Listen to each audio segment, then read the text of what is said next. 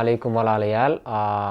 Ramadaan kariim baan idin leenahay. Waa aniga oo Ridwaan Cali. Halkana waxaa ii jooga sheekh Axmed Cabdiraxmaan oo ka tirsan maamulada masaajidka Bilaal magaalada Portland. Haddana waxaan halka su-aalo yar ka weydiin doonaa khibradiisii uu ka lahaa tallaalkii cudurkan COVID-19. Sheekh, waxaan ku leenahay tallaalka ma qaadatay goormaa saqa kuu qorshaysan inaad qaadato laakiinse noocaasa qaadatay? بسم الله الحمد لله رب العالمين صلى الله على نبينا محمد وعلى آله وصحبه وسلم. ومحسنتهاي برادر ردوان. marka koowaad magacayga waa Axmed Dhuugo Cabdiraxmaan. dadka magaalada jooga inta badan Sheekh Dhuugo bay yaqaanaan. imaamka masjidka hadda miihi Sheekh Maxamuud nin yiraahdaa Sheekh Maxamuud Maxamed. culimada masjidkan kamid ah biidin Ilaahay subhanahu wa ta'ala gudoomiyihii hore masjidkan ahay. tallaalka jawaabta haddaan usoo noqdo marka koowaad culimadana waa kamid ahay, caafimaadkana waxbaan ka akhristay oo waxaan ahay wadankan looga yaqaano respiratory therapist oo dadka ku takhasusa maaragtay cudurrada naqaska iyo neefta ku dhaco sida neefta iyo waxyaalaha lamidka iyo coronaviruska maaragtay cudurrada naqaska ku dhaco dhan. marka waan qaatay tallaalka waxaana ku jiray maadaama dhaktarka ka shaqeynayay ee meesha dadka garawga cudurkan uu lagu hayo. waxaan qaatay markii ugu horeysay maaragtay tallaalka la qaato waxaana qaatay midka saddexda daawo hadda Mareykanka ka jira, midka Pfizer la yiraahdo ayaan qaatay. 2 jeer baa la qaatay. markii ugu dambeysay waxaan maraynayaa January 12keedii 2021 sanadkan ku jirna ayaan qaatay. waa gartay. miyaa nooga sheegi kartaa wax yar dhinaca islaamka hadday noqoto cudurkan tallaalkan la qaadanayo sida ay noqonayso? bismillah. diinta islaamka waxay qabtaa inuu qofka isdaaweeyo. nabiga sallallahu alayhi wasallam waxaa ka sugan inuu yidhi isdaaweeya, ilaahay subxaanahu wa tacaala cudur ma soo saarin ilaa daawo ay usoo saaray, marka laga reebo geerida iyo duqnimada. inuu qofka gaboobo daawo looma helo, inuu dhimashana daawo looma helo. marka sunnada nabiga sallallahu alayhi wasallam ay kamid tahay inuu qofka isdaaweeyo, mana dhaawacayso in ilaahay ku xirnaado oo uu tala saarto. marka waa waxay diinteenu inoo jidaysay ina amrayso. midda labaad, cudurkan COVID-19 waa cudur jiro oo dilaa ah. Mareykanka keliyata maxaan ku idhahda wax ka badan nus milyan ay u dhinteen muddo sanad iyo bar ka yar.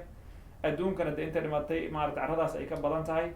wax daawo oo qofka haayo lagu daaweeyo oo rasmi oo bixiya xanuunkaasna ilaa hadda ma jiro. waxyaala kaalmaati ama ogey waxa ugu roonay bani aadamku ay ilaa hadda barteen ee ay soo saareen waa tallaalka oo ka hortag ah, oo intuu cudurka kugu dhicin haddii lagu siiyo kaa difaaci karta in cudurka kugu dhicin, ama hadduu kugu dhacana si fudud oo maaragtay aadan u dhimanaynin, ilahay baa dhimashada hayaan maaragtay dhakhtar u gelaynin maaragtay yeeli kara. marka waxa ugu rooneen bani aadamku maanta ay hayaan waa tallaalada maaragtay ee cudurka lagula dagaalamayo biidn illahi tacaala.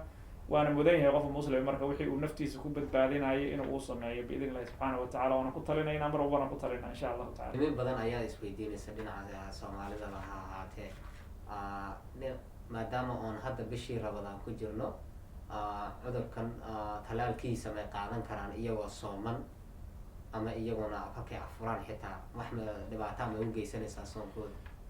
bismillahi raxmaan raxiim.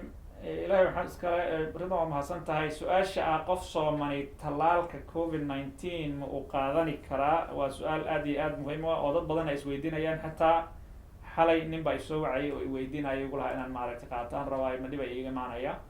jawaabteeda waxaa waaye tallaalka cudurkan keli maahane tallaaladoo dhan qofku uu qaadan karaa, ama ha ahaado COVID-19 ama ha ahaado jadeeco ama ha ahaado xanuun kale. tallaaladu ramadaanku wax ma yeelaan sababo dhowr awgeed. marka koowaad, diinta iyadu waxay mamnuucday qofka sooman laga reebay cunitaan iyo cabitaan iyo wixii u dhigma. marka wixii u dhigma wax jirkaada nafaqeynayo ama maahe caloosha la gaarsiinayo sida cabitaanka haddii afka aan laga qaadan ama sanka laga qaato ama xidid laga qaato stiil cabitaan wuu yahay. laakiin daawada marka koowaad 3 daawo hadda Mareykan ka jirto ee tallaalka ah, midda ugu badan ba waxay tahay milliliter nuskiis, waa 1 milliliter xataa waxaan dhaneen waay wax jirkaada lagu shubayo. marka wixii wax badan ba horta ma aha oo jirkaada gaarayo. midda labaad, xididna lagama siinayo, calooshana ma tagayo, ma cabaysid, waa wax muruqa maaragtay jirka lagu mudaayo. marka tallaalkan iyo tallaalada kale oo dhan ba ramadaankaada wax ma yeelayaan. adoo sooman maalinimo waad qaadan kartaa, markaad afurtana waad qaadan kartaa, ciladaas waxba ma yeeleyso. waxaan ku dari lahaa cilad labaad oo dadka qaar isweydiinayaan oo ah, dadka qaar baa ku xanuunsado daawada ama marka u hore ama marka labaad mid ay noqoto oo maaragtay xanuunsadaa in markii daawada la siiyo. marka waxaan qofka qaar waxay leeyihin hadda waxaan ka baqaya intaan tallaalkii qaato inaan next maalintii labaad xanuunsado oon soomi kari waayo, maadaama daawada anuu og qaatay haddii intaan ku xanuunsado aan soomi kari waayo miyaa la ii qabsanaynin maalin ramadaan aan soonkeedii ka tegay. taas jawaabteeda waxa weeye maya, laguma qabsanaayo. maxaa yeelay marka koowaad ujeedadaada waxay tahay inaad isdaaweyso oo aad xanuun iska difaacdee, ma ahayn inaad xanuunsato. midka labaad, qof walba oo tallaalka qaaday ma xanuunsado. midda saddexaad, sida qofki xanuun ku dhacaa asagoon tallaalba qaadanin loogu ogol yahay inuu afuro hadduu soomi kari waayo xanuunsan yahay baa lagugu ogol yahay. qofkii safraaya ama xanuunsan ha afuraa la yihi qur-aanka. markaad hadhow aficnaata qalay marka dhib ma lahan, labada noocba insha allahu tacaala dhib ma lahan, qofku waa u qaadani karaa daawada. waa ku mahadsan tahay su-aashaas aad noogu dartay iyadana. hadda waxaan ku weydiinayaa, dad badan ayaa isweydiinayaan dawooyinkan saddexda dawo aad sheegtay ee maraykanka ka jira hadda inay wax oo xaaraan ah ama doofaar iyo waxaas ha noqotee inay ku jiraan bay ka baqayaan. marka wax yar maad nooga taaban kartaa haddii aad aqoon u leedahay. bismillah, waa su-aal iyadana meesha ku jirto. in badan mararka qaar waxa dhacdo, mar badan ma aha, in tallaalada qaar ay ku jiraan waxyaalo mathalan ama doofaarka oo kale laga sameeyey. tallaalka hargabka oo kale for example, sometimes waxaa la yihahdaa qaarkood waxaa ku jira waxaa loo maado la yihahdo porcine. porcine waxaa la yihahdaa waxaa laga keenay pork, saa darteed doofaar baa ku jira. marka tallaalkan aniga intaan ka akriyey johnson and johnson ma aana akrin, laakiin labada kale wax doofaar oo ku jira ma jiraan.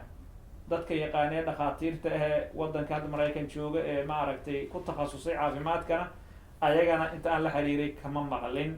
marka wax aan ogahay oo doofaar oo ku jiro ma jiro. haddii uu jiri lahaa dhakhaatiirta muslimka ah way sheergaleen lahaayeen, waana maqli lahayn. arrintaasi ma u malaynayo, anigana kuma ogi, intaan ka akriyayna ma arag.